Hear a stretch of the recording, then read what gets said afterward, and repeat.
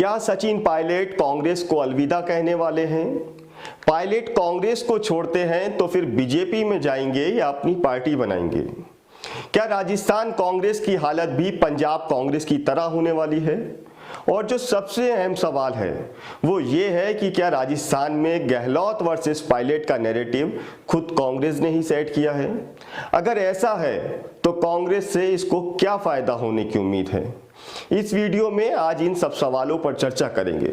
नमस्कार, मैं सैफ जाफरी हूं। वीडियो शुरू करने से पहले आपने अभी तक चैनल को सब्सक्राइब नहीं किया है तो चैनल को सब्सक्राइब करके बेल आइकन को जरूर दबा दीजिए। चलिए फिर आज की चर्चा पर आते हैं। सबसे पहले ये समझ लेते हैं कि गहलोत और पायलट की लड़ाई आखिर शुरू कहां से हुई थी।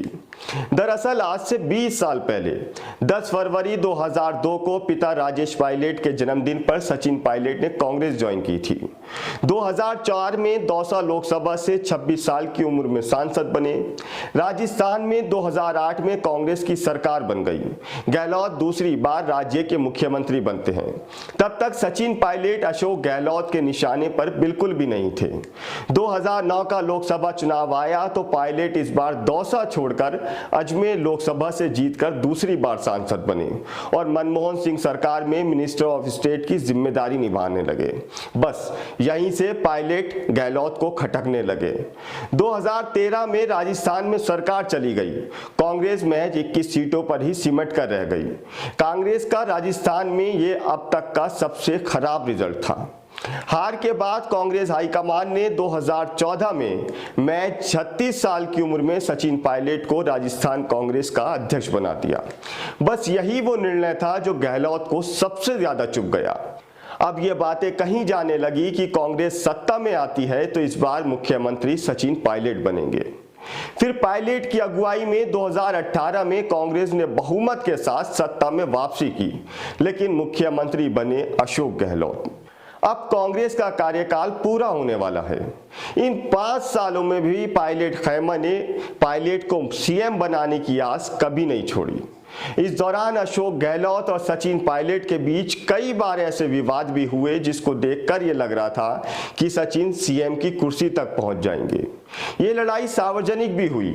अब चुनाव से पहले फिर ये सवाल उठ रहा है कि क्या सचिन पायलट कांग्रेस को अलविदा कहने वाले हैं?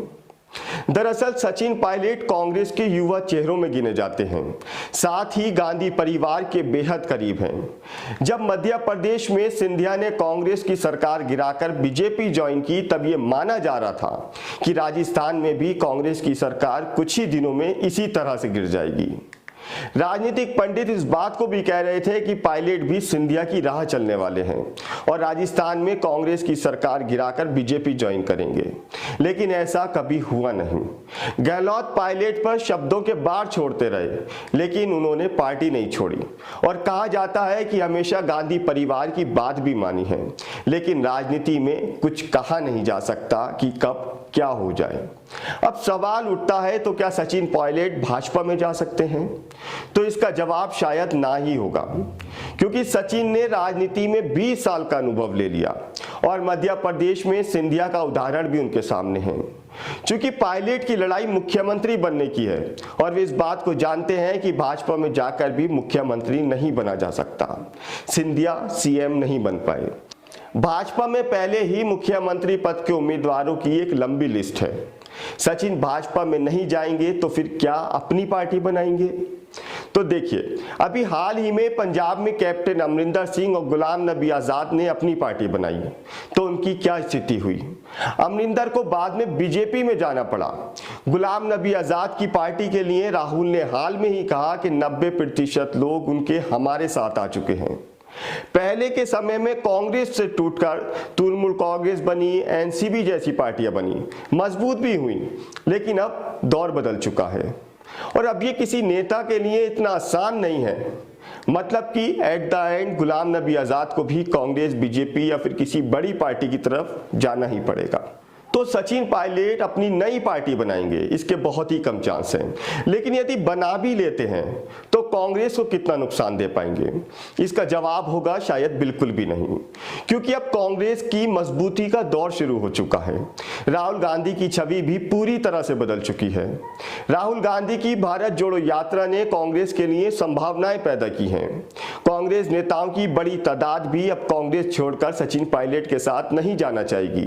तो इस समय सचिन कांग्रेस के लिए ज्यादा नुकसानदेह नहीं होंगे।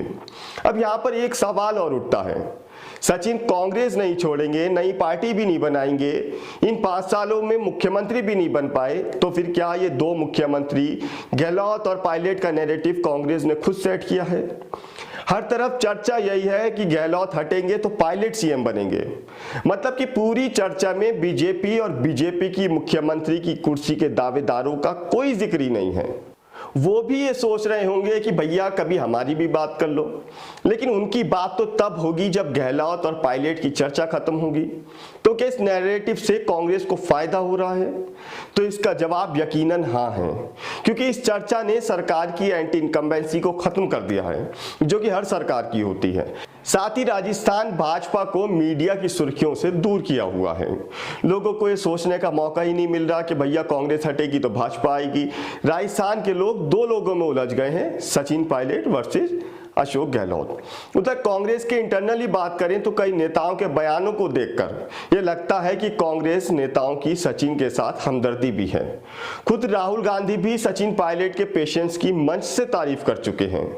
शायद कांग्रेस का हाईकमान भी अशोक गहलोत की जगह सचिन पायलट को सीएम की कुर्सी पर बिठाना चाहता था, इसलिए राजस्थान में दिल्ली से ऑब्जर्वर्स भेजे गए।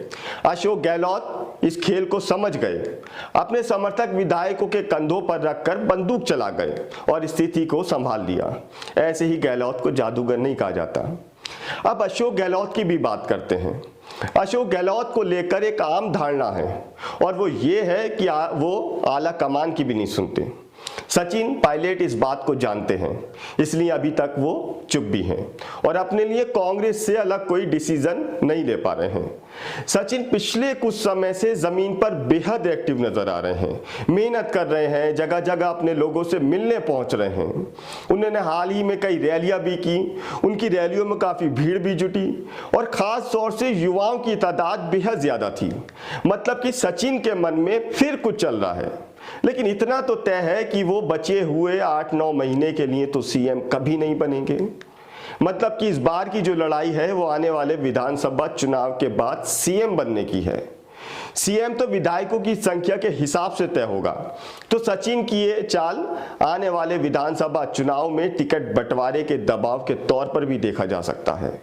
अब बात करते हैं इस पूरी लड़ाई में कांग्रेस हाईकमान किस भूमिका में रह सकता है और क्या कदम उठा सकता है। दरअसल ये तो तय है कि कांग्रेस हाईकमान राजस्थान में पंजाब जैसी गलती तो नहीं करेगा।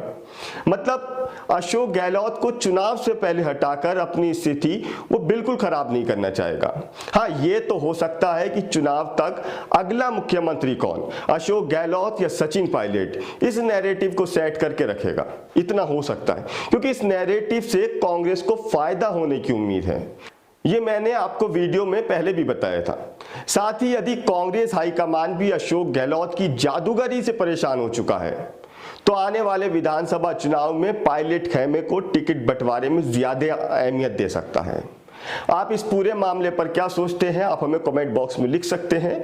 साथ ही वीडियो पसंद आया हो तो चैनल को सब्सक्राइब करके बेल आइकन को जरूर प्रेस कर दीजिएगा, जिससे हमारे आने वाले सभी वीडियोस की नोटिफिकेशन समय पर आपको मिल जाए। नमस्कार।